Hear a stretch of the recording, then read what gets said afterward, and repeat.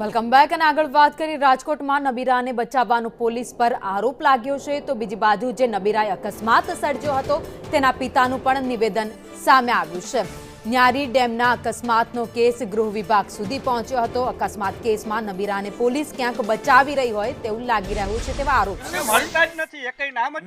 હું એટલા માટે કહું છું કે ભાઈ મારો દીકરો નથી એ હું આપને કહી દઉં। દીકરો છે જસ્મીનભાઈ કોણ છે? મારો નાનો ભાઈ છે। તમારા નાના ભાઈનો પુત્ર છે, કારણ કે જસ્મીનભાઈ અને રાજુભાઈ બંને ઉપર આરોપ છે કે તે સમાધાન માટે ફોન કર્યો। મારો કે મારા ભાઈનો ફોન ક્યાંય પણ તમે મારો નંબર બધા પાસે હશે। દીકરો કોનો છે? કોઈ પાસે કરાવ્યો હોય એવું અકસ્માત કર્યો ઈ તમારો કોઈ પરિવારજનો છે ખરા? તમારા દીકરા પરિવાર ઈ પ્રોસેસ ચાલુ છે પોલીસ ચોકીમાં છે, એવું શંકાના દાયરામાં છે। પરિવાર તો હોય જ પણ એ છે ત્યાં ટૂંકમાં પોલીસ કમ્પ્લેન ચાલુ છે અને પ્રોસેસ ચાલી રહી છે। એટલે રાજુભાઈ મારી વાત સાંભળો, તમે જે બોલશો એ ટીવીમાં મીડિયા સમક્ષ બોલશો।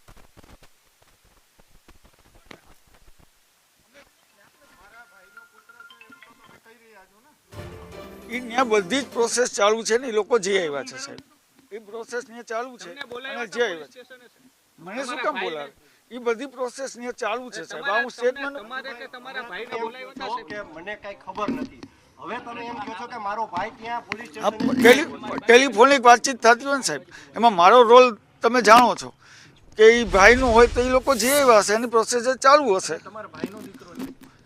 ભાઈનો દીકરો તમે કહો છો તો મારો નથી એમ કહું। હા હા પરિવારનો છે તો મેં કીધું આપને સાહેબ। હા હું નામ ન બોલી શકું ભાઈ, જુનિયર જસ્ટિસ કેમ હા ભાઈ તો હા એ તો મેં ક્લિયર કટ કીધું પણ અચ્છા, એ પરિવારજનો તમારો આક્ષેપ કરે છે, હવે તમારું શું કહેવાનું થાય છે? પોલીસ દ્વારા તપાસ શરૂ કરવામાં આવી છે, સીસીટીવી ફૂટેજ પણ આવ્યા છે, પોલીસ દ્વારા તપાસ ચાલી રહી છે, જે સત્ય હશે એ બહાર આવશે।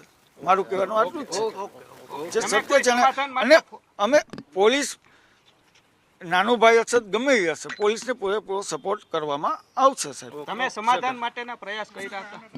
અમે નથી કર્યા સાહેબ। અમારો નંબર મારો નંબર ઉપરથી વાત થઈ કે હું રાજુ બોલું છું ભાઈ, હું હમણાં સાહેબ બીજા નંબર ઉપરથી ફોન કરું કોઈ રહીમ બોલું છું તો ઈ તો આવે, તમે એમ કહો કે મારા નંબરમાંથી ફોન નથી તમે શક્યતા બને સાહેબ? તમે મારો નંબર બધા પાસે છે, તમે લઈ એમ કહું છું કે મારો નંબર બધા આગળ છે, હું બીજા નંબરમાંથી ફોન તો કરી શકું।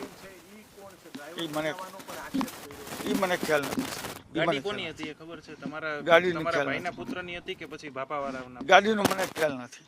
Okay sir, thank you.